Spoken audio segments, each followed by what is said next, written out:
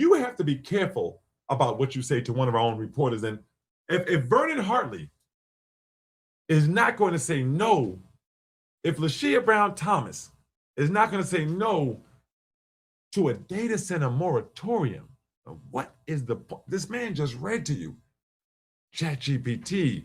So every single case has been discriminatory against Black communities.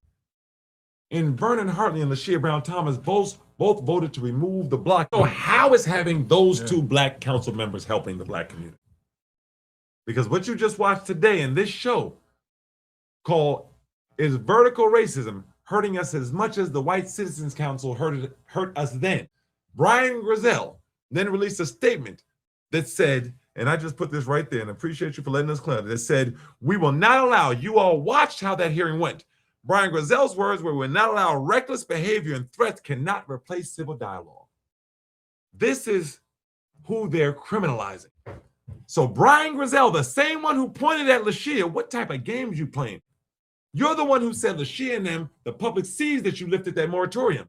We then showed you Vernon Hartley saying, I've never been threatened, but some protesters ran up on me and were unruly.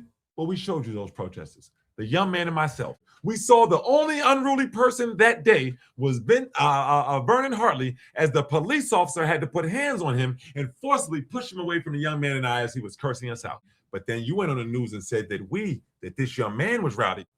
Vertical racism. Let's make sure when we're approaching the problems that we have here in Mississippi, we're approaching the right problem, not just the sexiest one or the one that's the easiest to tackle. We're going to talk about how vertical racism is stopping the city council from saying no to the water authority. We're going to talk about how vertical racism is stopping the city council from putting the moratorium on data centers back on the table.